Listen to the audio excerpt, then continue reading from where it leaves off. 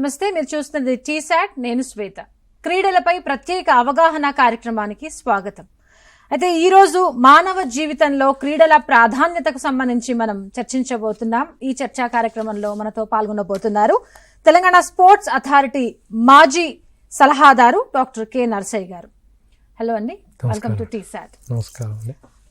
Sports కి సంబంధించి మన జీవితంలో ప్రాధాన్యతను మనం చర్చించుకునే ముందుగా మీరు ఏ పోస్టుల్లో మీరు ఉన్నారు, మీ ప్రొఫైల్ ఒకసారి మాకు చెప్పండి. క్రీడలలో నేను ఫస్ట్ క్రీడాకారుణ్ణి మేడం. ఆ తర్వాత ఫిజికల్ ఎడ్యుకేషన్ ట్రైనింగ్ కొరకు మన physical education teachers in institution అనే ట్రైనింగ్ కొరకు బీపీఎడ్లో after my graduation I joined in BPEd, bachelor of physical education. అదే క్రమంలో ఫస్ట్ నేను కబడ్డీ క్రీడాకారుని, జూనియర్ నేషనల్స్, సీనియర్ నేషనల్స్, తర్వాత intervarsity, all India intervarsity Osmania యూనివర్సిటీకి రిప్రజెంట్ చేయడం జరిగింది. అలా క్రీడాకారుడిగా నా జీవితం ప్రారంభించిన తర్వాత ఒక ట్రైనర్గా, కోచ్గా స్పోర్ట్స్ అథారిటీ ఆఫ్ అప్పుడు ఏపీ అని ఉండే, అందులో జాయిన్ కావటం జరిగింది. ఆ తర్వాత నా అడ్మినిస్ట్రేటివ్ స్కిల్స్ తీసుకొని స్పోర్ట్స్ అథారిటీ వాళ్ళు కోచ్ ఇన్ఛార్జ్ అనే ఒక పోస్ట్ ఉండే డిస్ట్రిక్ట్ స్పోర్ట్స్ అథారిటీలో, to monitor all sporting activity in the district, ఆ పోస్ట్ ఇవ్వడం జరిగింది. ఆ తర్వాత జిల్లా క్రీడల అభివృద్ధి అధికారి అనే ప్రమోషన్ కూడా ఇవ్వడం జరిగింది. అది నాకు జిల్లా లెవెల్లో నేను చేసిన ఆ పోస్టులు అండి. దాదాపుగా ఒక 3-4 జిల్లాలు నేను కవర్ చేయటం జరిగింది. నిజామాబాదు, మహబూబ్ నగరు, హైదరాబాదు. ఆ క్రమంలో ఆ తర్వాత తెలంగాణ ఏపీ స్పోర్ట్స్ స్కూల్ అని ఉండేను 2002లో. అది ఇన్హౌస్ పిల్లలను కోచింగ్ కానీ, ట్రైనింగ్ కానీ, తర్వాత ఎడ్యుకేషన్ కానీ, అకామిడేషన్ కానీ ఇచ్చి పిల్లలను ఒక మంచి స్కీమ్లో స్పోర్ట్స్ స్కూల్ని ఎస్టాబ్లిష్ చేయటం జరిగింది. దానికి నన్ను స్పెషల్ ఆఫీసర్గా 2002లో ఫస్ట్ టైం ఒక స్టేట్ లెవెల్ క్యాడర్ పోస్ట్గా అపాయింట్ చేయటం జరిగిందండి. ఆ తర్వాత నేను డిప్యూటీ డైరెక్టర్ టెక్నికల్గా ప్రమోషన్ మీద స్పోర్ట్స్ అథారిటీకి రావటము, ఆ తర్వాత జాయింట్ మేనేజింగ్ డైరెక్టర్ స్పోర్ట్స్ అథారిటీగా చేయటము. ఇది కాక ప్రభుత్వ పరంగా బాధ్యతలలో భాగంగా నోడల్ ఆఫీసర్ ఖైరతాబాద్ కాన్స్టిట్యుయెన్సీ కానీ, తర్వాత ఏజీ కాగ్ తెలంగాణ స్టేట్కి అడ్వైజరీ కమిటీ మెంబర్గా కానీ చేయటం జరిగింది. అలాగే స్టేట్ టెక్నికల్ కన్సల్టెంట్ అని government of India schemes, PYKKA, Khelo India అనే స్కీమ్స్ అనేవి ఉండే to promote sports government of India ద్వారా, అందులో కూడా స్టేట్ టెక్నికల్ కన్సల్టెంట్గా అపాయింట్ చేయటం జరిగింది. ఇవన్నీ నేను వివిధ హోదాల్లో క్రీడా అభివృద్ధి కొరకు నా వంతు కృషిగా వివిధ రంగాల్లో నేను సేవలను అందించడం జరిగింది మేడం. మీరు చెప్పిన ఈ స్కీమ్స్కి సంబంధించి మనం మాట్లాడుకునే ముందుగా మానవ జీవితంలో ఈ స్పోర్ట్స్ అనేది ఎంతవరకు ప్రాధాన్యత ఉంటుందంటారు? మనందరికీ తెలిసిన విషయం ఏంటంటే, ఏ మనిషి అయినా కానీ ఆరోగ్యంగా, ఆనందంగా, ఆహ్లాదంగా ఉండాలి అని కోరుకుంటారు. అయితే నా ఉద్దేశం ప్రకారం హితోపదేశ జననం ధృతి క్రీడ సుఖాది కృతి అంటే, ఉన్నత క్రీడా ప్రమాణాల అనుభూతి నుండి ఒక మంచి సందేశం, ఒక మంచి క్రీడాస్ఫూర్తి జనిస్తుంది. అది మన జీవితాన్ని ఒక సక్సెస్ఫుల్, ఫలవంతమైన, సార్థకతతో కూడుకున్న జీవితాన్ని అందిస్తుంది అనేది నా ప్రగాఢ విశ్వాసం. అయితే క్రీడలు జనరల్గా మన చిన్నపిల్లల్ని ఎవరిని అడిగినా కానీ, చిన్న యంగ్ ఏజ్లో వాళ్ళకి చాలా రిక్రియేషన్ ఇచ్చే ఏదైనా యాక్టివిటీ ఉంది అంటే క్రీడలు మాత్రమే. అలాగే అడలసెంట్ ఏజ్లో వాళ్ళకి ఎంతసేపు ఫిట్నెస్, నా బాడీ ఫామ్ అవుతుంది, నా మజిల్స్, నా ఫిజిక్ అనే దాని మీద కాన్సన్ట్రేషన్ ఎక్కువ ఉంటుంది. అది కూడా అందించడానికి ఏ మందులో, మాకులో, టాబ్లెట్లో, డాక్టర్లో కాదు, మళ్ళీ ఫిజికల్ యాక్టివిటీ, స్పోర్ట్సే. అలాగే జీవితంలో చాలా కష్ట సుఖాలు చూస్తాం. ప్రతి ఇంట్లో కష్టాలు ఉంటాయి, సుఖాలు ఉంటాయి. కష్టాలు వచ్చినప్పుడు కృంగిపోవటము, సుఖాలు వచ్చినప్పుడు పొంగిపోవటము కాకుండా కష్టాలను ఎదుర్కోవటము, సుఖాలను కూడా బ్యాలెన్స్గా ముందుకు వెళ్ళటమే నిజమైన జీవితం. అలాంటి కాంపిటేటివ్ స్పిరిట్ను మనకు అందించేది కేవలం క్రీడలు మాత్రమే. ఎందుకు అని అంటే, ఒక నిజమైన క్రీడాకారుడు 100 గేములు ఓడిపోయినా కానీ బాధపడకుండా, ఆ స్ట్రెస్ అనేది తీసుకోకుండా మళ్ళీ 101 గేమ్ గెలవటానికి మాత్రమే ఆడతాడు. ఆ స్పిరిట్ తోటి we can overcome the anxiety level, arousal కానీ, తర్వాత కొందరికి డిప్రెషన్లోకి వెళ్ళిపోయే ఈ సిచ్యువేషన్ నుంచి కూడా మనం తట్టుకొని ముందుకెళ్ళే అవకాశము కల్పిస్తుంది క్రీడలు. అలాగే అఫ్కోర్స్ మనందరికీ తెలిసిన విషయము, మనిషికి ఆరోగ్యమే మహాభాగ్యం అని అన్నారు. ఈ ఆరోగ్యాన్ని మనకు ఓల్డ్ ఏజ్లో అందించేది మళ్ళీ క్రీడలే.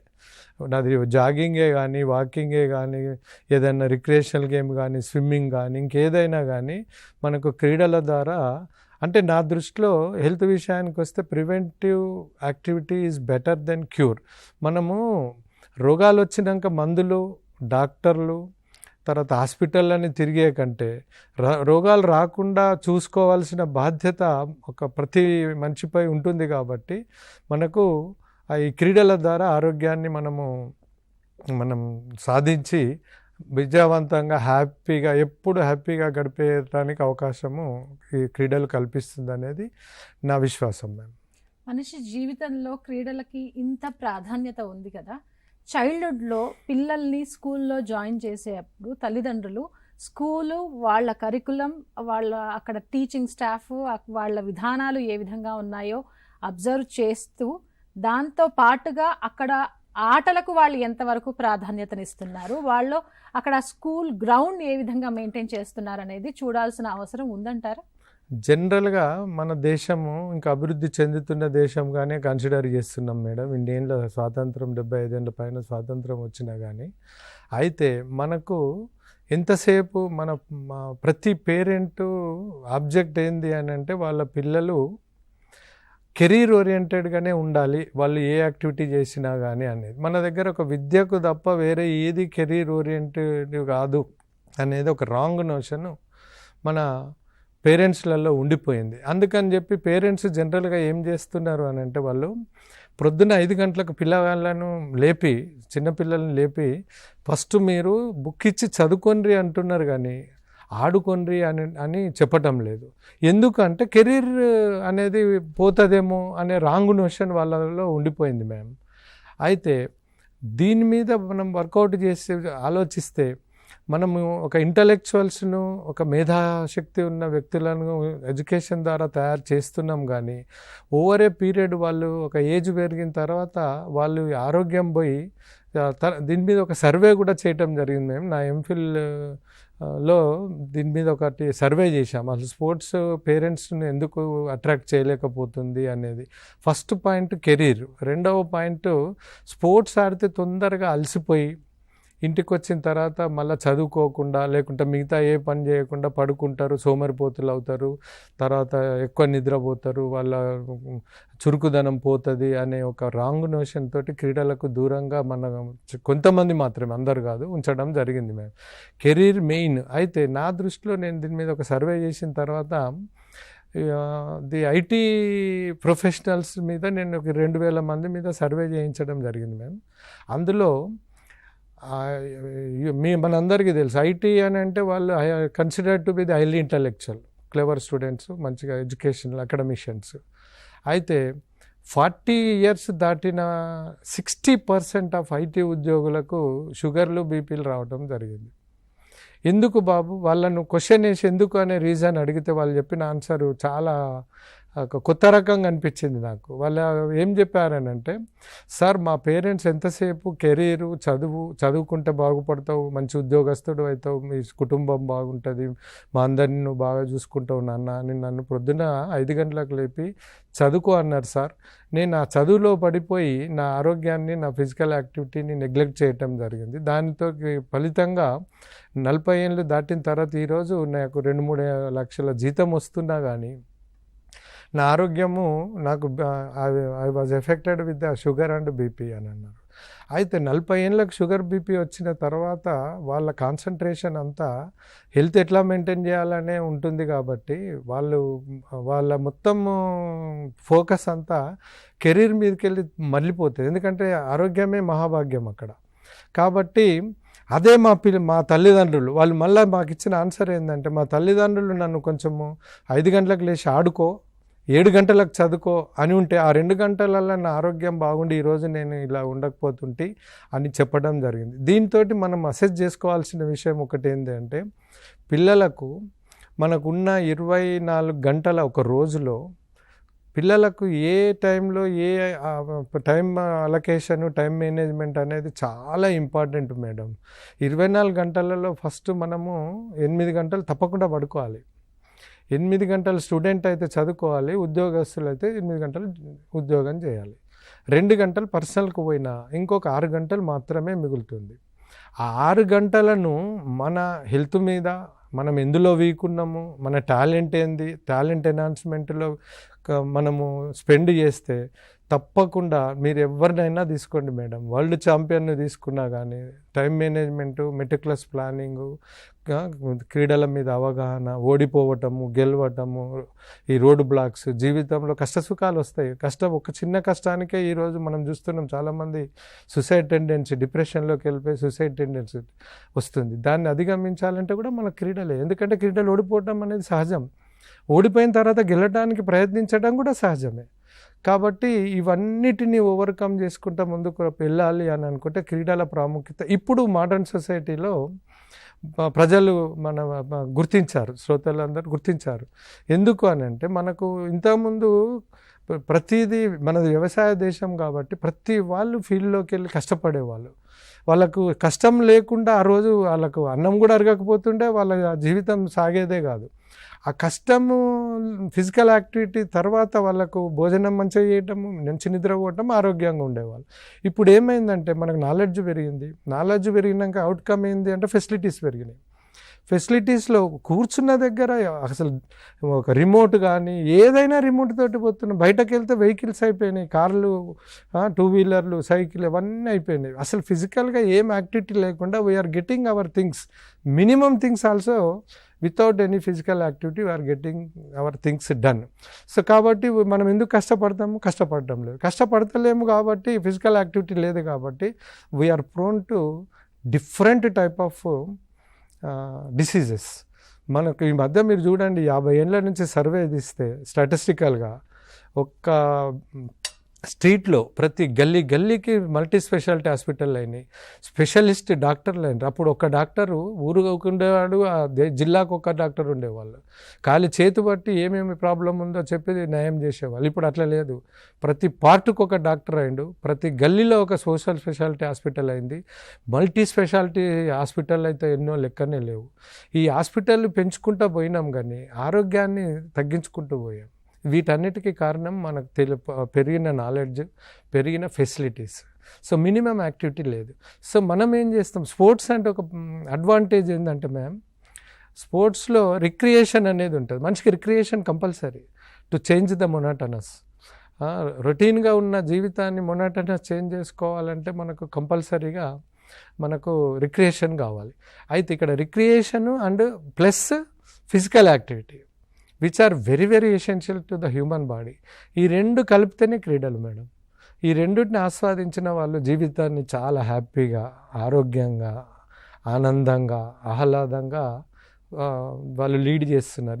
ఇదే ఎగ్జాంపుల్ మేము క్రీడల ప్రాముఖ్యత మన జీవితంలో ఎంతున్నదని చెప్పడానికి ఇదే నాకు ఇంత ప్రాముఖ్యత, ఇంత ప్రాధాన్యత క్రీడలు మన జీవితంలో ఉన్నప్పుడు కెరీర్ని ఏ విధంగా బిల్డప్ చేసుకోవచ్చు అంటారు మేడం? క్రీడల ద్వారా కెరీర్ లేదా అనేది రాంగ్ నోషన్ అని నేను గట్టిగా చెప్పగలను మేడం. ఎందుకు అని అంటే క్రీడల ద్వారా మనకు మంచి ప్లేయర్ అయితే వాళ్ళకు అన్ని government, central government departments, railways, banks, మిగతా ఈ ఓఎన్జీసీస్ లాంటి all government industries, private industries, state గవర్నమెంట్లోనైతే 2% ఎంప్లాయ్మెంట్ రిజర్వేషన్ ఇవ్వటం జరిగింది, జీవో 4 ఇచ్చి. అట్లా తర్వాత ప్రొఫెషనల్ కాలేజీలో రిజర్వేషన్స్, ఇవన్నీ సీటు రావటానికి క్రీడలు అట్లా సహాయం చేస్తాయి కెరీర్ బిల్డప్లో. రెండవ పాయింట్ ఏంటంటే అవుట్ స్టాండింగ్ స్పోర్ట్స్ పర్సన్కి ఎంప్లాయ్మెంట్, డైరెక్ట్ రిక్రూట్మెంట్ ఉంది మేము రిజర్వేషన్ కింద. ఇందులో ఇది కాక కొన్ని వింగ్స్ ఉన్నాయి మేడం. స్పోర్ట్స్ ఇన్ఫ్రాస్ట్రక్చర్ మెయింటెనెన్స్ ఒకటి, క్రియేషన్ ఒకటి, తర్వాత స్పోర్ట్స్ జర్నలిజం అని, తర్వాత ఫిజికల్ ఎడ్యుకేషన్ టీచరు, తర్వాత ఫిజికల్ డైరెక్టరు, తర్వాత కోచెస్, తర్వాత స్పోర్ట్స్ సైంటిస్టులు, తర్వాత స్పోర్ట్స్ డైరెక్టర్సు, తర్వాత మిగతా sports related physiotherapy, sports medicine, sports సైకాలజిస్టులు, స్పోర్ట్స్ న్యూట్రిషనిస్టులు, ఇన్ని డిపార్ట్మెంట్లలో స్పోర్ట్స్కు కెరీర్గా ఉండటం జరిగింది. మమ్మల్నే తీసుకోండి, మేము యావరేజ్ స్టూడెంట్లం మేము, బట్ క్రీడలను ఆశ్రయించాము. క్రీడల ద్వారా అంచెలంచెలు ఎదిగి ఎడ్యుకేషన్ పరంగా కూడా హయ్యెస్ట్ క్వాలిఫికేషన్ అంటే పిహెచ్డి, ఎంఫిల్ పిహెచ్డి దాకా వెళ్ళాము. పోస్ట్ పరంగా వెళ్తే నాన్ క్యాడర్లో స్పోర్ట్స్ అథారిటీలో జాయింట్ మేనేజింగ్ డైరెక్టర్ దాకా నేను వెళ్ళడం జరిగింది. This is the career. తర్వాత ఆ డిపార్ట్మెంట్లోనే ప్రభుత్వం మా సేవలను, మా నాలెడ్జ్ అండ్ ఎక్స్పీరియన్స్ను గుర్తించి సలహాదారుడిగా నియమించడం జరిగింది. ఇలాంటి సేవలు అందించాము. ఇవన్నీ కెరీర్ కాకుంటే ఏంటి మేడం, ఒక అకాడమిషియన్, ఒక మ్యాథ్స్ టీచరే, ఒక ఇంగ్లీష్ టీచరు, ఒక సైన్స్ టీచరే, ఒక సైన్స్ స్టూడెంటే కెరీర్ ఉన్నాడు అనేది wrong notion. And there are so many examples, many people. మా దగ్గర ఉన్న, నేను sports school director, special officer ఓఎస్డీగా చేసినప్పుడు మేము స్కూల్ నుంచి దాదాపుగా 185 మందికి ప్రభుత్వ ఉద్యోగాలు దొరికినాయి మా ఎక్స్ స్టూడెంట్లకు. శంకర్ అనే ఒక అతను ఏషియన్ బ్రాంజ్ మెడలిస్టు, ఒక లంబాడ, చెప్పులు లేకుండా మా స్కూల్కి వచ్చాడు. మేము ఆయన టాలెంట్ తోటి ఏషియన్ గేమ్స్ దాకా వెళ్ళి బ్రాంజ్ మెడల్ గెలిచి అథ్లెటిక్స్లో. ఓఎన్జీసీలో ఆయన ఒక ఆఫీసర్ క్యాడర్లో అపాయింట్ చేయడం జరిగింది. ఇప్పుడు ఆయనకు దాదాపుగా 2 లక్షల జీతం. ఇది కెరీర్ కాకపోతే ఏంది మేడం? అలాగే Satyageetha double Olympian from sports school. She is also sports school student ma'am. Now she is OSD for sports in railway, south central railway. ఇలాంటి కెరీర్లు చాలా ఉన్నాయి మేము. రాహుల్ వెంకట్, ఆయనకు కూడా గ్రూప్ 2 ఉద్యోగం ఇచ్చారు. అంతెందుకు, మన Sindhu group 1 officer, she is deputy collector now. Through స్పోర్ట్సే కదా మేడం, దెర్ ఆర్ కెరీర్. ఇన్ని డిపార్ట్మెంట్స్ ఉన్నాయి, ఇన్ని పోస్టులు ఉన్నాయి, రకరకాల దారులు ఉన్నాయి, రకరకాల ఆటలు కూడా ఉన్నాయి. ఈ ఆటల్లో ఏది ఎంచుకోవాలని తల్లిదండ్రులకు ఒక డౌట్ వస్తుంది. ఏది తీసుకుంటే మా పిల్లల భవిష్యత్తు బాగుంటుంది అన్న ఒక క్వశ్చన్ కూడా వాళ్ళలో మెదులుతూ ఉంటుంది. మేడం జనరల్గా సెలెక్షన్ ఆఫ్ డిసిప్లిన్ అనేది జనరల్గా it depends on the potentiality available in the particular individual ma'am, not by chance. నాకు జనరల్గా రెడ్ బ్లడ్ సెల్స్ ఎక్కువ ఉన్న వ్యక్తులకి స్పీడ్ రిలేటెడ్ యాక్టివిటీ చాలా సక్సెస్ అవుతారు. అలాగే హైట్ ఎక్కువ ఉన్న వాళ్ళకు బాస్కెట్బాల్ కానీ, తర్వాత వాలీబాల్ కానీ, ఇలాంటివి అంటే body and personal interest will decide the discipline ma'am. ఏదో ఫ్యాన్సీ గేమ్ అని క్రికెటో, ఏదో టెన్నిసో, లేకపోతే బ్యాడ్మింటనో అనే సెలెక్షన్ అనేది సెకండరీ. అది first depending upon the potential available in the individual, అది బేస్ చేసుకొని దాన్ని సెలెక్షన్ అనేది ఒకటి ఉంటుంది. రెండవది of course demand in the society, fancy game. తర్వాత ఎంప్లాయ్మెంట్ ఓరియంటెడ్, ఎంప్లాయ్మెంట్కు ఏ డిపార్ట్మెంట్లో ఏ పోస్టులు ఎక్కువ ఉంటాయి, ఎవరు ఎక్కడ ఎంకరేజ్ చేస్తారు అనేది ఒకటి. థర్డ్ అనేది ఇండివిజువల్ ఇంట్రెస్ట్ కూడా. కొందరికి ఫిజికల్ ఎడ్యుకేషన్ టీచర్గా నేను హ్యాపీగా ఉంటాను, నేను ఆడుకుంటా, పిల్లల్ని ఆడిస్తా, నా ఆరోగ్యం చూసుకుంటా. జనరల్గా ఈ ప్రొఫెషనల్ ఎలా ఉంటుంది మేడం, కోచెస్ జాబ్ కానీ, తర్వాత PETs physical education teacher job కానీ, వాళ్ళు వేరే వాళ్ళకి తేడా ఏంటంటే, వీళ్ళు ప్రొద్దున పూట గ్రౌండ్కి వచ్చి పిల్లల్ని ఆడించి, వీళ్ళు ఆడి ఆరోగ్యం చూసుకొని నెలకు జీతం తీసుకుంటారు. మళ్ళీ సాయంత్రం వచ్చి పిల్లల్ని ఆడిస్తారు, వీళ్ళు ఆడతారు, వీళ్ళ ఆరోగ్యం చూసుకుంటారు, వాళ్ళ జీతం తీసుకుంటారు. అలాగే కోచెస్ కూడా వాళ్ళు ట్రైనింగ్ ఇస్తారు, వాళ్ళు ట్రైనింగ్ ఇన్వాల్వ్ అయ్యి వాళ్ళు ఫిజికల్గా యాక్టివ్ ఉంటారు, ఆరోగ్యాన్ని కాపాడుకుంటారు, మళ్ళీ శాలరీ వస్తుంది. అదే వేరే డిపార్ట్మెంట్ వాళ్ళకి అవకాశం లేదు. వేరే డిపార్ట్మెంట్లు ప్రొద్దుల వాకింగ్కి రావాలి, ఆ రన్నింగ్కి రావాలి, తర్వాత వాళ్ళు జాబ్కి వెళ్ళాలి, 5 గంటల దాకా చేసి మళ్ళీ అక్కడి నుంచి వచ్చినాక అలసిపోయినా కూడా మళ్ళీ ఫిజికల్ యాక్టివిటీ చేయాలి. అక్కడ జాబు ఇది 2 చేయాలి. బట్ ఈ ట్రైనింగ్ ఇచ్చేవాళ్ళు ఫిజికల్ ఎడ్యుకేషన్ టీచర్ కానీ, కోచెస్ కానీ, వాళ్ళు ఆడుకోవాలి, ఆడించాలి, ఆరోగ్యంగా ఉండాలి, జీతం తీసుకోవాలి. ఇది అడ్వాంటేజ్ అమ్మ. చాలా అసలు డీప్గా ఆలోచిస్తే ఈ మోడర్న్ సొసైటీలో నాకు తెలిసినంత మటుకు క్రీడలకు ఉన్నంత ప్రోత్సాహం కానీ అంతెందుకు మేడం, క్రీడల్లో గెలిచి రాగానే 2 కోట్లు 3 కోట్లు అని మన చీఫ్ మినిస్టర్లు కానీ మన ప్రభుత్వంలో ఉన్న పెద్దలు. వినడానికి చాలా చక్కగా ఉంది, కానీ ఈ మోడర్న్ యుగంలో క్రీడలకు అంత ప్రాధాన్యత ఉన్నా కూడా చాలా ఖర్చుతో కూడుకున్న క్రీడలు మనం చూస్తున్నాం. మా పిల్లల్ని ఇందులో పంపించి మీరు చెప్పినట్టుగా వాళ్ళ కెరీర్ని ఇందులో బిల్డప్ చేసి మీరు చెప్పిన ప్రొఫెషనల్స్లో వాళ్ళని చూడాలని తల్లిదండ్రులు ఆశపడ్డా కూడా ఖర్చుకి వెనకాడి మేము వెనక్కి వెళ్ళిపోతున్నాము అని కూడా వాళ్ళు అనుకుంటారు. దీనికి నేను ఇచ్చే సమాధానము మేడం, జనరల్గా ఖర్చు లేకుండా ఉండే గేములు కూడా ఉన్నాయి. అఫ్కోర్స్ అందులో ప్రాస్పెక్టస్ తక్క టీమ్ గేమ్లలో మీరు కబడ్డీ ఉంది, లైన్లు గీసుకొని ఆడుకుంటే సరిపోతుంది, దాంట్లో ఖర్చే లేదు, ఖాళీ నెక్కర్ బనీన్ ఉంటే సరిపోతుంది. అలాగే ఖోఖో ఉంది, 2 పోల్లు వేసేసుకుంటే ఆడేయచ్చు. తర్వాత వాలీబాల్ ఉంది మ్యామ్, వాలీబాల్ ఒక బాల్ కొనుక్కుంటే చాలు కదా. అంటే ఖర్చు లేకుండా చాలా. అథ్లెటిక్స్ ఉంది, అథ్లెటిక్స్లో short runs, middle distance runs, long runs, throws, తర్వాత రన్స్, త్రోసు, తర్వాత జంప్స్, ఇలాంటి ఏమైనా ఖర్చు ఉన్నదా మేడం? ఇందులో ఎక్కడ ఖర్చు లేదు. ఖర్చు లేని డిసిప్లిన్లు కూడా ఉన్నాయి. అంతే ఇందులో మనము జనరల్గా టీమ్ గేమ్లలో స్కోప్ తక్కువ ఉంటుందని కొందరు అనుకుంటారు. మనం ఆ పర్టికులర్ ఏరియాలో మనం స్కిల్ఫుల్గా హైలీ టాలెంటెడ్ ఉంటే అసలు మన ఇంటికి వస్తారండి. క్రీడల్లో ఒక అడ్వాంటేజ్ ఏంటంటే పొటెన్షియల్ ఉన్న వాళ్ళని ఎవ్వరు వదులుకోరు. ఎంత ప్రాబ్లమ్స్ ఉన్నా ఏదున్నా కానీ they will go to they respective players and request them to include in the team. అలా మీరు అన్నట్టు ఖర్చు తక్కువ ఉన్న గేములు కూడా ఉన్నాయి, టాలెంట్ ఉన్న వాళ్ళకు ఇంపార్టెన్స్ ఉంది. తర్వాత ఫ్యాన్సీ గేమ్స్ మీరు అన్నట్టు ఇప్పుడు క్రికెట్ ఉన్నది, క్రికెట్ ఆడాలంటే gloves, shoes, kit, bat, ball, wickets, ఇవి చాలా ఉన్నాయి. మళ్ళీ గ్రౌండ్ దొరకటము, ఇది చాలా ఉంటుంది. బట్ అఫోర్డబిలిటీ అందరికీ లేకున్నా కొందరికైతే ఉంటుంది కదా మేడం. పీపుల్ చాలా మట్టుకు ఇప్పుడు ఆటో రిక్షా నడిపే ఒక పేరెంట్కు వాళ్ళ కొడుకు ఒక ఛాంపియన్ కావాలా, ఒక ఆఫీసర్ కావాలా అనేది జనరల్గా ఉంటుంది మ్యామ్. కాకపోతే they are ready to sacrifice anything. చిన్న కొన్ని ఖర్చులు పెట్టుకుంటే పోవచ్చు. అయితే మీరు అన్నట్టు అన్ని డబ్బులతోటే కావు, డబ్బులు లేని క్రీడలు కూడా దే కెన్ ఎక్సెల్.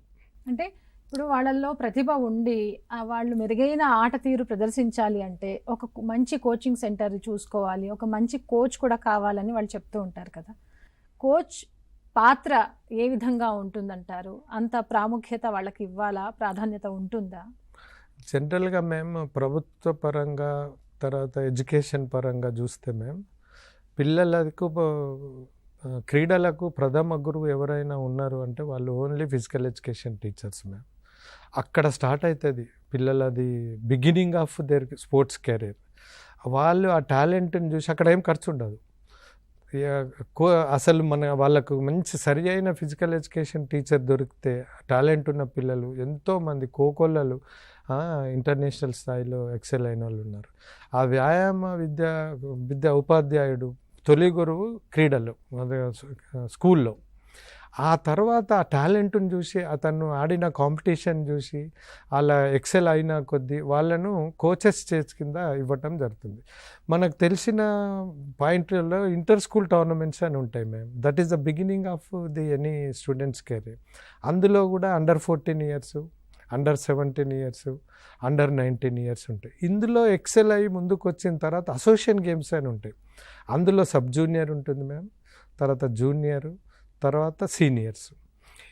ఇక్కడ నుండి కూడా బయటకు వచ్చిన తర్వాత వాళ్ళకు రెగ్యులర్గా డిస్ట్రిక్ట్ లెవెల్ కోచింగ్ క్యాంప్స్ ఉంటాయి, తర్వాత స్టేట్ లెవెల్ కోచింగ్ క్యాంప్స్ ఉంటాయి. అక్కడ కోచెస్కు వాళ్ళకి ఇంట్రడక్షన్ అవుతుంది. టాలెంట్ ఉన్న ప్లేయర్స్ను కోచ్లు దొరకటం అనేది వాళ్ళ అదృష్టము. తర్వాత దొరికిన తర్వాత వాళ్ళకు ఆ కోచెస్ తర్వాత ఇంకా హైలీ క్వాలిఫైడ్ కోచెస్ నేషనల్ ఇంటర్నేషనల్లకు ఉంటారు మ్యామ్. అక్కడ నుండి తర్వాత ఇండియన్ టీంకి సెలెక్ట్ అయితే అక్కడ కూడా most selected and highly qualified coaches Indian కాంటింజెంట్కు కోచెస్గా ఉండటం జరుగుతుంది. అయితే కోచ్లు 90% పిల్లల రిజల్ట్స్ తోటి వాళ్ళకు కెరీర్ ఉంటుంది. పిల్లలు టోర్నమెంట్లో ఎక్సెల్ అవుతున్నారు అన్న కొద్దీ వాళ్ళ కెరీర్ ఉంటుంది కాబట్టి దే విల్ ఇంపార్ట్. అందరు కోచ్లు మంచోళ్ళే అని నా ఉద్దేశం మ్యామ్. మీరు మీ ఎక్స్పీరియన్స్ గురించి చెప్పండి. స్పోర్ట్స్ స్కూల్కి సంబంధించి 18 సంవత్సరాలు మీరు పనిచేసిన అనుభవం మీకుంది కాబట్టి. మ్యామ్ నేను ఫస్ట్ 2002లో ఏపీ స్పోర్ట్స్ స్కూల్ అని one of the renowned and best institution for sports promotion మన దగ్గర తుమ్కుంటలో ఉంటుంది. 200 ఎకరాలు, 500 మంది స్టూడెంట్స్, 100 మంది స్టాఫ్.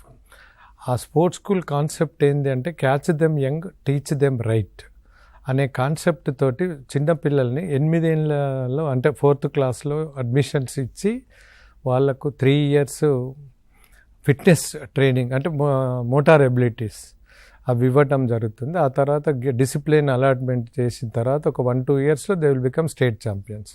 ఆ తర్వాత వాళ్ళు సీనియర్ అయిన కొద్దీ సబ్ జూనియర్, జూనియర్, సీనియర్ నేషనల్స్లో కూడా వాళ్ళు ఇంటర్నేషనల్ వరకు వెళ్ళడం జరుగుతుంది.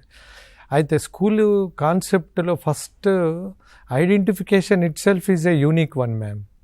అందులో ఐడెంటిఫికేషన్లో పిల్లల్ని 8 ఏళ్లలో హైలీ పొటెన్షియల్ ఉన్న ఇన్బార్న్ క్వాలిటీస్ ఉన్న పిల్లలను తీసుకోవటం జరుగుతుంది. దాని కొరకని మోటార్ ఎబిలిటీ టెస్ట్లు అని ఉంటాయి. Speed, strength, endurance, agility, explosive strength, ఇలాంటి కొన్ని యూనిక్ క్వాలిటీస్ మనిషిలో ఉన్న వాటిని పుట్టుకతోటి వచ్చిన క్వాలిటీస్ను చూసి దాని ప్రకారము హైటు, వెయిట్, ఆంథ్రోపోమెట్రిక్ ఆల్సో, ఇవన్నిటిని చూసి హయ్యెస్ట్ మెరిట్ ఉన్న స్టూడెంట్లను మాత్రమే తీసుకోవటం జరుగుతుంది. It is 100% full proof. And మనకు ఎందుకంటే అంతర్జాతీయ క్రీడాకారులను తయారు చేయాలంటే ఆ పొటెన్షియాలిటీ అవసరం. అది చూసి that is the identification procedure ma'am. ఆ తర్వాత ఫస్ట్ 3 years అంటే 8 yearsలో వస్తారు మాకు. 10 years వరకు వాళ్ళను 8th నుంచి 4th క్లాస్ నుండి 6th క్లాస్ వరకు ఫిట్నెస్ ట్రైనింగ్ అనేది ఇస్తాం. ఈ మోటార్ ఎబిలిటీ టెస్ట్లనే అందులోనే శిక్షణ ఇచ్చిన తర్వాత 4th yearలో ఒక డిసిప్లిన్ అలాట్ చేస్తాం. ఎక్సెప్ట్ 2 disciplines, ఒకటి జిమ్నాస్టిక్స్, రెండవది స్విమ్మింగ్. అయితే ఈ మానవ శరీరము ఎనీ ఎక్స్ట్రా లోడు ట్రైనింగ్ తీసుకోవడానికి 8 ఏళ్ళ తర్వాత ఈ 2 గేములు తప్ప ఈ 8 ఏళ్ళ తర్వాతనే మన బాడీ రెడీ ఉంటుంది. అంటే మన స్పైనల్ కాలం ఇవన్నీ ready to take the training load. అందుకని 8 years is the scientifically fixed age for giving imparting training మేము.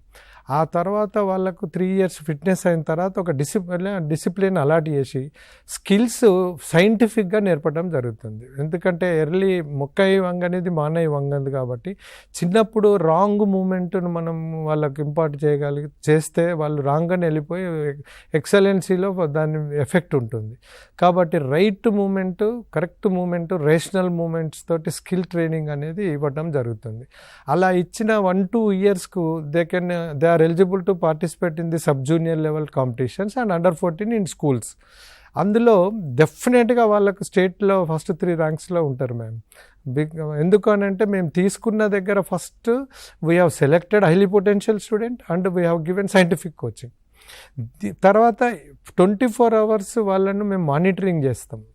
24 hours మానిటరింగ్లో వాళ్ళకు రెస్ట్ ఎప్పుడు ఇవ్వాలి, ట్రైనింగ్ ఎప్పుడు ఇవ్వాలి, చదువు ఎప్పుడు చెప్పాలి, తర్వాత వాళ్ళు రిక్రియేషన్ ఎప్పుడు ఇవ్వాలి, ఇవన్నిటిని మేము మెట్రిక్యులస్ ప్లానింగ్ తోటి ఉంటాం. కాబట్టి డెఫినెట్గా they are like white papers. Whatever we write that will be focused. కాబట్టి మంచిగా నీట్గా వాళ్ళను ఈ ట్రైనింగ్లో సైంటిఫిక్గా తీసుకెళ్తే వాళ్ళు they will become after introduction of discipline 2-3 yearsలో స్టేట్ ఛాంపియన్ వరకు వెళ్తారు. అయితే చదువుకి ఎంతవరకు ప్రాధాన్యత చెప్తాను. అది అయిన తర్వాత మేడం స్పోర్ట్స్లో ఆ స్కూల్ ఒక గొప్ప స్కూల్ గురించి ముందు చెప్పడము it is I feel honour to inform that the school has the credential of producing more than 169 international medals having produced double Olympian from this institution. It is a purely a government institution. The extra ఏం facilities లేకుండా కానీ concept మంచిది కాబట్టి, committed coaches ఉన్నారు కాబట్టి, committed teachers ఉన్నారు కాబట్టి ఆ ఇన్స్టిట్యూషన్ నుండి డబుల్ ఒలింపియన్ అయ్యి 169 international medals, more than 3000 national మెడలిస్టులను ప్రొడ్యూస్ చేయగలిగినాం మేము.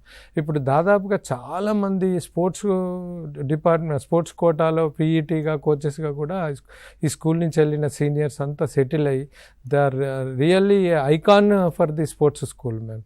అలాగే మీరు అన్నట్టు ఎడ్యుకేషన్ కూడా వీ హ్యావ్ ప్రూవ్డ్ దట్. మనకు రాంగ్ నోషన్ ఉండే ఇంతకుముందు స్పోర్ట్స్ ఆడితే అలసిపోతారు, బద్ధకలం అవుతుంది, వాళ్ళకి చదువు మీద ఇంట్రెస్ట్ ఉండదు అనేది ఆ రాంగ్ నోషన్ను మేము దూరం చేసి 14 నేషనల్స్ ఆడిన మన రామాంజనేయులు అనే ఒక అథ్లెట్ మ్యామ్. ఈ అథ్లెటు 14 నేషనల్స్ ఆడిన తర్వాత ఆయన ఈ secured first rank in intermediate. మీరు చూస్తున్నారు అక్కడ అతను 14 నేషనల్స్ ఆడిన తర్వాత స్టేట్లో ఇంటర్మీడియట్లో ఫస్ట్ ర్యాంక్. ఇక్కడ నేను చెప్పదలుచుకుంది ఏంటంటే ఒక out standing sportsmen will become a extraordinary academician also. First rank is not ordinary in intermediate board. Secondly, Mr. Sandeep, ఆయన ఒక ఆర్చరు 9 నేషనల్స్ ఆడాడు మ్యామ్. ఆడి ఇంటర్మీడియట్లో ఈ secured 3rd rank. This is the very example. ఏదో థియరటికల్గా ఇది ఇట్లుంటుంది అని చెప్పేదానికంటే a live example in front of us that a good sportsmen can become a good academician. అయితే ఇది ఎట్లా పాసిబుల్ అయింది అనే దానికి in spite of the committed teachers, meticulous planning, వాళ్ళ డే షెడ్యూల్ ఒకటి మీకు చెప్తే మేడం ప్యారలల్గా మేము క్లోజ్ మానిటరింగ్ ఉంటుంది. అలా డేలో 24 అవర్స్లో ఎట్లా మేము ప్లాన్ చేస్తాం అనేది. మార్నింగ్ 5:30కి నిద్ర లేపుతాం మేము. నిద్ర లేపిన తర్వాత 6కు వాళ్ళు రెడీ అయ్యి వచ్చేస్తారు కాలకృత్యాలు తీసుకొని. 6 to 6:15 attendance, meditation. 6:15 to 8:30 will give vigorous training. Meditation ఎందుకు స్టార్టింగ్లో ఇనిషియల్గా ఇస్తాము అని అంటే ready for the activity. So మెడిటేషన్లో కాన్సన్ట్రేషన్ ఎక్కువ ఉంటుంది. Whatever we teach, whatever we do. ఇక్కడ ఒక పాయింట్ ఏంటంటే స్పోర్ట్స్ ఇంపార్టెన్స్ వచ్చినప్పుడు చెప్తాను. A picture is worth of 1000 words అంటారు పెద్దలు, but a experience is worth of 1000 pictures. So sports అనేది ఇట్ గివ్స్ ఎక్స్పీరియన్స్. ఇక్కడ ఏదో పటం చూపించి నేర్చుకో, మాటలు చెప్పి నేర్చుకో కాదు. Picture is worth of 1000 words and experience is worth of 1000 pictures. So sports gives only experience. That's why వాళ్ళకు 8:30కి అయిపోయిన తర్వాత వాళ్ళు ప్రిపేర్ అయ్యి స్నానాలు చేసి 8:30 to 9:30 బ్రేక్ఫాస్ట్. ఆ తర్వాత 9:30 to 3 వరకు అకాడమిక్ క్లాసెస్ ఉంది రెగ్యులర్గా with half an hour lunch break. ఇక్కడ మొత్తం సబ్జెక్టులు కవర్ చేస్తాము. ఒకవేళ మా దగ్గర అకాడమిక్స్లో ప్రాబ్లమ్స్ ఏమన్నా ఉంటే జనరల్గా వీళ్ళు కోచింగ్ క్యాంపులని, టోర్నమెంట్లని బయటకు వెళ్తుంటారు. ఒక 3-4 నెలలు అకాడమిక్ ఇయర్లో వాళ్ళు లూజ్ అవుతారు. అలాంటి స్టూడెంట్స్ అందరికీ మేము అలా స్పెషల్ క్లాసెస్ హాలిడేస్లలో, సండే కానీ మిగతా రోజులలో, తర్వాత వాళ్ళ లీజర్ టైంలో వాళ్ళకి వెళ్ళినప్పుడు కోచింగ్ క్యాంపులు ఉన్నప్పుడు డే అంతా చదువుకోమనే ఇన్స్ట్రక్షన్స్, ఈ ప్లాన్. తర్వాత యూనిట్ టెస్ట్లు, మంత్లీ యూనిట్ టెస్ట్లు, తర్వాత వాళ్ళకి స్పెషల్ యూనిట్ టెస్ట్లు పెడతాము. ఇవన్నీ అంటే అకాడమిక్ని ఎక్కడ నెగ్లెక్ట్ చేయము. ఎందుకంటే మా దృష్టిలో ఏ good academician also a good sportsmen. ఇలా స్టాటిస్టిక్స్ ఉంటాయి. ఇప్పుడు మనం క్రికెట్లో చూస్తుంటాము, పలాని టైంలో పలాని ఇయర్లో ఈ స్కోర్ చేసిండు అనేది అంత ఈజీ కాదు. అది జ్ఞాపక శక్తి ఉండాలి, మెటిక్యులస్ ప్లానింగ్ ఉండాలి, మంత్ల ఎడ్యుకేషన్ పరంగా కూడా బాగుండాలి. సో మా దృష్టిలో అందుకని అకాడమిక్స్ని మేము నెగ్లెక్ట్ చేయలేదు. తర్వాత 3కి క్లాస్ అయిపోతుంది. 3 to 4 again will give rest also a must activity for the any success. So 4 నుంచి మళ్ళీ again they have to report in the ground 6:30 వరకు. ఎండాకాలం అయితే 7 వరకు ఉంటుంది. 7కు మళ్ళీ రూమ్కి వచ్చిన తర్వాత మళ్ళీ స్నానాలు కంపల్సరీ 2 times చేసిన తర్వాత 7:30 నుంచి 8:30 వరకు డిన్నర్. మళ్ళీ అగైన్ 8:30 నుండి 10 వరకు మళ్ళీ అకాడమిక్స్ మ్యామ్. హోంవర్క్స్ ఇచ్చినవి ఉంటాయి, మళ్ళీ వాళ్ళు ఏమైనా వీక్ అయినరా, ఏదైనా సబ్జెక్ట్లో వీక్ ఉన్నదా, మళ్ళీ యూనిట్ టెస్ట్లు ఉన్నాయా, అది 10 వరకు కంపల్సరీ చదువుకోవాల్సిందే, స్టడీ అవర్స్ అని అంటాం. ఆ తర్వాత 10 to 10:15 రేపటికి ఏందో సర్దుకొని ఆ 15 నిమిషాల్లో 10:15కు లైట్స్ ఆఫ్ అవుతాయి. మీరు ఈ డే షెడ్యూల్ ఒకసారి అబ్జర్వ్ చేస్తే ఈక్వల్గా మేము స్పోర్ట్స్కు తర్వాత అకాడమిక్స్కు డివైడ్ చేసి వాళ్ళ అవుట్పుట్ను రెండు పొటెన్షియల్ని బయటకు తీసినాం. జనరల్గా మాకు తెలిసిన అంటే ఒక మన సైంటిఫిక్ ఎగ్జాంపుల్ కూడా ఇస్తాను మేము. ఒక యాక్టివిటీ చేస్తుంటే మన బ్లడ్ సర్క్యులేషన్ ఎక్కువ అవుతుంటుంది. బ్లడ్ సర్క్యులేషన్ ఎక్కువైన కొద్దీ ఆక్సిజన్ ఇంటేకింగ్ కెపాసిటీ పెరుగుతుంది. ఎంత ఎక్కువ ఆక్సిజన్ ఇంటేకింగ్ కెపాసిటీ పెరుగుతుందో అంత బాడీలో ఉన్న పార్ట్స్ అన్నిటికీ పోతాయి, అవన్నీ అందుకే ఆరోగ్యంగా ఉంటాయి. అలాగే it will reach to the mind also. మైండ్కి కూడా సఫిషియంట్ ఆక్సిజన్ సప్లై అవుతుంది త్రూ బ్లడ్.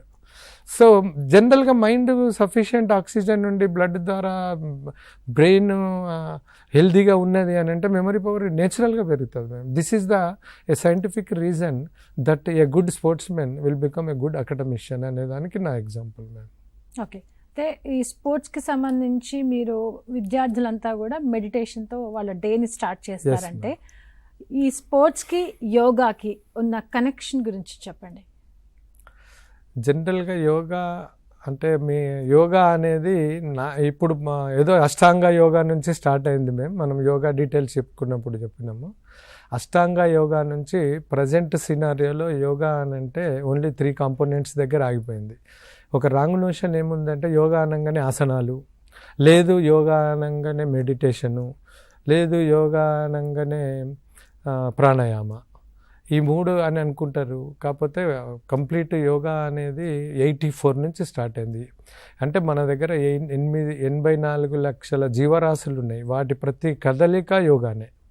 వాటికి డాక్టర్లు ఉండరు, వాటికి గురువులు ఉండరు, అది నేచురల్గా బ్రతకాలి. కాబట్టి యోగాలో ఉండే యాక్టివిటీస్ అన్నీ చేశారు. ఫస్ట్ యోగాను ఇంట్రడ్యూస్ చేసినప్పుడు వేదాలలో 84 ఉండేవి. అది పతంజలి గారు దాన్ని 8కి కుదించారు. ఆ 8 నుంచి ఇప్పుడు మోడర్న్గా యోగా అంటే 3. ఆ 3లో ఆసనాలు, ప్రాణాయామ అండ్ మెడిటేషన్. సో మీరు చెప్పినట్టు ఆసనాలలో మనం ఈ బాడీని స్ట్రెచ్ చేయటము, మజిల్ కాంట్రాక్షను, రిలాక్సేషను, జాయింట్ కాంట్రాక్షను, రిలాక్సేషను, వీటికి ఎందుకు అని అంటే బ్లడ్ సర్క్యులేషను క్లాట్ కాకుండా బ్లడ్ సర్క్యులేషన్ని పెంచడానికి, తర్వాత మజిల్స్ని ట్యూన్ చేయడానికి, తర్వాత జాయింట్స్ని ట్యూన్ చేయడానికి మనకు ఆసనాలు చేస్తారు. ఇవన్నీ చేయడానికి టైం లేదు, నాకు అంత స్కిల్ లేదు, అంత నా ఏజ్ పర్మిట్ కాదు, నాకు ప్రాబ్లం ఉంది అది అనుకుంటే మన వాళ్ళు చెప్పింది పతంజలి గారు చాలా మంచి అమృతం లాంటి యాక్టివిటీ చెప్పారు. ఇది 12 ఆసనాలతోటి సూర్య నమస్కారం ఒకటి చేయమన్నాడు. It covers everything. సూర్య నమస్కారాలు 12 ఆసనాలతో కూడుకున్నది. అది డైలీ ఒక 10 సార్లు చేస్తే ఈ will be the fittest person as for as the health is concern. So మీరు అన్నట్టు ఇప్పుడు meditation how it will be helpful for the sports enhancement. అంటే ఎలైట్ పర్ఫార్మెన్స్కు మెడిటేషన్ ఎలా ఉంటుంది. మీరు వరల్డ్ ఛాంపియన్షిప్స్ కానీ తర్వాత నేషనల్ హై లెవెల్ ఛాంపియన్షిప్స్ చూసినప్పుడు ప్లేయర్స్ అందరూ గ్యాదర్ అయ్యి ఒక 10 seconds 15 seconds మెడిటేషన్ లాగా చేస్తారు గ్రూప్గా. That is the importance of meditation చేస్తే ఏమైపోతుంది అంటే మన బాడీలో unwanted thoughts which will affect the performance. A minute results will decide the results, minute change. ఆ మైన్యూట్ను కూడా మనం మైండ్ పీస్ఫుల్గా ఉంటే he can perform, he can give us maximum output. Maximum పర్ఫార్మెన్స్ని ఇవ్వటానికి మైండ్ పీస్ఫుల్గా ఉండాలి, తర్వాత తనకు ఫోకస్గా ఉండాలి, స్ట్రాంగ్ మైండ్ ఉండాలి. ఇవన్నిటికీ మనకు మెడిటేషన్ హెల్ప్ చేస్తుందండి. In that way it will helpful to A high level performance. ఈ మోడర్న్ యుగంలో స్పోర్ట్స్కి ఇంత ప్రాధాన్యత ఉంది కదా, అమ్మాయిలు ఎంతవరకు ముందుకు వస్తున్నారు? ప్రతి దాంట్లో అబ్బాయిలతో పోటీ పడుతున్న అమ్మాయిలు స్పోర్ట్స్లో ఎంతవరకు ఉన్నారు ముందంజలో అంటే ఏం చెప్తారు? మంచి ప్రశ్న వేశారు మేడం. జనరల్గా మనము వచ్చిన రాతి యుగం నుండి మన సొసైటీ నుండి అనేక సామాజిక రుగ్మతలు ఉన్నాయి. అందులో ఉమెన్ కూడా సపరేట్ చేసిన ఒక రుగ్మత కూడా మనం చూసాం. అయితే వారికి ఉండే పేషెన్స్, వారికి ఉండే విల్ పవరు, వారికి ఉండే ధైర్యము, వారికి ఉండే ఓపిక, తర్వాత మాతృత్వము, ఎఫెక్షను జనరల్గా పురుషులలో ఉండదు. అది మనందరికీ తెలుసు. కాకపోతే ఏంటంటే మన హిందుత్వంను తీసుకుంటే Mahashakti is most powerful any god in the universe అని అంటారు. అక్కడనే మనకు తెలిసింది. తర్వాత తల్లి విషయానికి వస్తే తల్లిని మించిన దైవం లేదన్నారు. తర్వాత స్త్రీకి మనం ఎంతో ప్రాముఖ్యత ఇచ్చాం మన సొసైటీలో. తర్వాత మన పేరు రాసే ముందు ఇద్దరు భార్యాభర్తలు ఉంటే ఫస్ట్ పేరు స్త్రీ పేరుకే ఇస్తాం వాల్యూ. తర్వాత మనిషిలో ఉమెన్లో మెన్ ఉంటాడు, ఫిమేల్లో కూడా మెన్ ఉంటాడు. మనిషికి పురుషుడికి స్త్రీకి అసలు ఎక్కడ వాళ్ళిద్దరు కలిస్తేనే సృష్టి. అయితే ఈ సృష్టిలో ఇంపార్టెంట్ అయిన మా తల్లిని, మా మదర్ను, ఉమెన్ను క్రీడల విషయానికి వస్తే వీళ్ళకు ఒక జెంట్స్ కంటే ఒక 20-30% శక్తి తక్కువ ఉంటుంది అనేది. తర్వాత వాళ్ళకు ఇన్ఫీరియారిటీ కాంప్లెక్స్ ఒకటి ఉంటుంది. తర్వాత వాళ్ళది body structure will not allow to give the maximum perform. ఎందుకంటే పెల్విక్ ఇది పెద్దగా ఉంటుంది కాబట్టి, తర్వాత యాంగులర్ జాయింట్స్ ఉంటాయి కాబట్టి, నీళ్ళ తర్వాత హైండ్స్, ఇవన్నిటిని పెట్టి వీళ్ళ పర్ఫార్మెన్స్ రాదు అని అన్నారు. బట్ కాలక్రమేణా ఇట్ ఈజ్ ప్రూవ్డ్ దట్ వాళ్ళకు అవకాశం ఇచ్చి వాళ్ళని ఎంకరేజ్ చేసి ప్రోత్సాహం ఇస్తే they can even reach the men performance. అయితే చాలా రంగాలలో చూస్తున్నాం మనము. ఇప్పుడు they are becoming pilots, they are becoming IPS officers, which is only they are becoming military officers, navy officers, which is only confined to the men. Earlier పాతకాలంలో only men ఒకళ్ళే చేయగలరు అనే వారిని వాళ్ళు సమర్థవంతంగా చేసి ప్రూవ్ చేస్తున్నారు. అలాగే వీళ్ళందరినీ స్పోర్ట్స్లో కూడా ఎంకరేజ్ చేద్దాము. మన టాపిక్కి వచ్చాను, స్పోర్ట్స్లో ఎంకరేజ్ చేద్దాము అనే ఉద్దేశంలో 1975లో government of India exclusively women sports అనేది ఒకటి స్టార్ట్ చేయడం జరిగింది ma'am, to motivate them, to encourage them. అలా అప్పటి నుండి మన భారతదేశంలో క్రీడలు కూడా కొంచెం ముందుకొచ్చి లేడీస్ చాలామంది ముందుకొచ్చారు. ఇంకోటి అడ్వాంటేజ్ ఏంటంటే మేడం, ఉమెన్లో కంపేర్ టు మెన్ కాంపిటీషన్ కూడా తక్కువ ఉంటుంది. కాబట్టి ఇప్పుడు మీరు లైవ్ ఎగ్జాంపుల్, ఇప్పుడు వాళ్ళు అంత సక్సెస్ అయినరు, they are proved to be equal, అంతకంటే మించిండ్రని అనలేము, బట్ కొన్ని విషయాలలో మించారు కూడా పురుషులకు. మన లైవ్ ఎగ్జాంపుల్స్ ఏంటి అని అంటే, Nikhat Zareen, she's women, she's bringing laurels to our country, not only state, ఒక భారతదేశానికి గర్వకారణం. పివి సింధు, సైనా నెహ్వాల్, మనం నేమ్ ఒలింపియాల పేర్లు ఎవరిని తీసుకున్నా కానీ, సురేఖ, ఎవరిని తీసుకున్నా ఉమెన్ ద్వారానే మనకు మంచి గౌరవం వస్తుంది. శ్రీజ మొన్న టేబుల్ టెన్నిస్, వీళ్ళంతా గర్ల్సే కదా మేడం. వాళ్ళకి అవకాశం ఇస్తే they are not inferior to men అనే దానికి వాళ్ళు ప్రూవ్ చేసుకున్నారు. And we have to encourage them and they can bring many more laurels to our not only state, country also. కాబట్టి వాళ్ళని మనం తక్కువ చేసి ఎప్పుడు మాట్లాడద్దు. And they have highly potential. వాళ్ళకు హిడెన్ టాలెంట్ చాలా ఉంటుంది మేము. వాళ్ళకు ఉండే పవరు, వాళ్ళ ప్రసవ వేదనను కంపేర్ చేస్తే ఎన్ని మెడల్ గెలుస్తారు మేడం, ఎన్ని స్టేట్ మెడళ్ళు, ఎన్ని నేషనల్ మెడల్ గెలుస్తారు, అంత తట్టుకుంటారు అని అంటే వాళ్ళు they can do any extraordinary work. వాళ్ళని హట్సప్ టు దెమ్. కాకపోతే వాళ్ళని తట్టి లేపాలి, ప్రోత్సహించాలి, ఎంకరేజ్ చేయాలి. తల్లిదండ్రుల నుంచి మొదలైతే బాగుంటుంది. ఇప్పుడు ఆ నోషన్ పోయిందమ్మా. ఆడపిల్లలంటే ఓన్లీ పెళ్లి ఇస్తే ఇంటికి వేరే ఇంటికి వెళ్ళిపోతారు అనేది పోయింది. They are very affectionate towards parents, they are very excellents in anything, they are earning equally to men. ఇంటికి వెళ్ళిన తర్వాత మళ్ళీ పాపం వాళ్ళు ఇంటికి వచ్చిన తర్వాత ఇద్దరు భార్యాభర్తలు ఉద్యోగాలు చేసినా కానీ ఇంటికి వచ్చినాక వాళ్ళే మళ్ళీ వంట చేసి they are proved that they are more endurance, వాళ్ళకంటే మేము ఎక్కువ ఇది ఉన్నాము అని చెప్పి ప్రూవ్ చేసుకుంటున్నారు. చాలా ఎగ్జాంపుల్స్ ఉన్నాయి మేము. In spite of giving birth to the children. అయితే స్పోర్ట్స్ ఈ కాంపిటీషన్స్ గురించి మనం మాట్లాడుకుంటే క్రీడా పోటీల్లో ఉన్న రకాల గురించి ఒకసారి చెప్పండి. క్రీడా క్రీడలు అంటే మేము కొన్ని చాలా రకాలు ఉన్నాయి. ఒకటి క్రీడలు అని అంటే మనకు రిక్రియేషన్ ఇచ్చే క్రీడలల్లో జనరల్గా ట్రెడిషనల్ స్పోర్ట్స్ అని ఉంటాయి. తర్వాత మాస్ స్పోర్ట్స్ ఉంటాయి. ఫస్ట్ నా ఉద్దేశంలో క్రీడలు మాస్ స్పోర్ట్స్, ఎక్కువ మందిని ఇన్వాల్వ్ చేసి ఆడించేవి, అందరినీ ఇన్వాల్వ్ చేసే క్రీడలు కొన్ని ఉంటాయి, దాన్ని మాస్ క్రీడలు అంటాము. తర్వాత పిల్లలకు రిక్రియేషన్ ఇచ్చే క్రీడలు కొన్ని ఉంటాయి. తర్వాత ట్రెడిషనల్ మన సాంప్రదాయపరంగా వచ్చిన కొన్ని ట్రెడిషనల్ గేమ్స్ ఉంటాయి, కర్రబిల్ల కానీ ఇంకా ఇది చూసిరా, ఇవన్నీ ఆ క్రీడలను కూడా సాంప్రదాయ క్రీడలు అంటాం, అవి ఉంటాయి. తర్వాత కాంపిటేటివ్ స్పోర్ట్స్ అని ఉంటాయి. కాంపిటేటివ్ స్పోర్ట్స్లో కాంపిటీషన్ విషయానికి వస్తే మనకు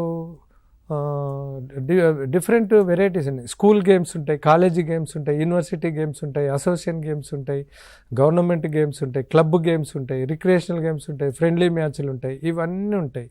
ఎనీ ఉన్నా కానీ స్పోర్ట్స్ కాంపిటీషన్ అనేది వేర్ వి స్టాండ్స్ అనేది చెప్తారు, to prove our self, I'm the best. Kabaddi game example అంటే కబడ్డీ ఎట్లా స్టార్ట్ అయింది ఆ పేరు అని అంటే కోన్ బడా అనే మరాఠీ వర్డ్ నుంచి స్టార్ట్ అయింది. కోన్ బడా, కబడ్డీకి బర్త్ ప్లేస్ మహారాష్ట్ర. కోన్ బడా, who is great in the field అనే వర్డ్ నుంచి కాలక్రమేణా అది కబడ్డీగా మారిపోయింది. సో అట్లా టు ప్రూవ్ ది గ్రేట్. ఇంతకుముందు పాతకాలంలో రెజ్లింగ్ అని, ఫ్రీ స్టైల్ బాక్సింగ్ అని ఇష్టం వచ్చినట్టు ఎవరు గెలిస్తే వాడే హీరో, అతన్ని హీరోగా పెట్టడము, వాళ్ళే ఈయన ఛాంపియన్ అనేవాడు, ఐకాన్ అనేవాడు, స్టేట్ సింబల్ అనేవాళ్ళు, రోల్ మోడల్ అనేవాళ్ళు. అట్లా స్టార్ట్ అయింది కాంపిటీషన్ అనేది. మీతో మాట్లాడడానికి కాలర్ ఉన్నారండి, రాఘవేంద్ర గారు. నమస్తే సార్. నమస్కారం అండి. సార్ నా పేరు రాఘవేంద్ర సార్, హైదరాబాద్ నుంచి. నమస్కారం సార్. సార్ ఏం లేదు సార్, నాకు చిన్న డౌట్ ఉంది. చెప్పండి సార్. తెలంగాణలో స్పోర్ట్స్ స్కూల్స్ ఎక్కడెక్కడ ఉన్నాయి సార్? స్పోర్ట్స్ స్కూల్స్ తెలంగాణలో స్పోర్ట్స్ స్కూల్స్ ప్రజెంట్లీ 3 ఉన్నాయి బ్రదర్. ఒకటేమో Telangana state sports school Hakimpet, Tumkunta విలేజ్లో, షామీర్పేట్, కరీంనగర్ రూట్లో ఉంటుంది. జూబ్లీ బస్ స్టాండ్ నుంచి అబౌట్ 18 కిలోమీటర్స్ బాబు. నెక్స్ట్ రెండవది ఆదిలాబాద్లో ఉంది, మూడవది కరీంనగర్లో ఉంది. ఇవన్నీ లేటెస్ట్గా వచ్చినాయి. బట్ హకీంపేట్లో ఉన్నది 93లో ఎస్టాబ్లిష్ చేయటం జరిగింది. ఫైనల్గా మీరు ఈ స్పోర్ట్స్కి సంబంధించి మీరు ఏం చెప్తారు? స్పోర్ట్స్ అనేది నా దృష్టిలో ప్రతి మనిషికి ఆరోగ్యవంతమైన జీవితము కావాలి అని అంటే, ఇప్పుడు మన పెద్దలు ఎప్పుడో చెప్పారు మనకు, ఆరోగ్యమే మహాభాగ్యము. అసలు ఆరోగ్యం ఉంటే నీకు కొన్ని వేల కోట్లు ఉన్నట్టే అనేది మన పెద్దలు చెప్పారు, మనం కూడా నమ్ముతున్నాం ఈ రోజుకి కూడా. అయితే దీనికి ఆరోగ్యాన్ని ఇవ్వటానికి ఫస్ట్ మెయిన్ ఏంది అని అంటే క్రీడలే. అయితే దీనికి నేను ఒక ఫిలాసాఫికల్ ఎగ్జాంపుల్స్ ఇస్తాను.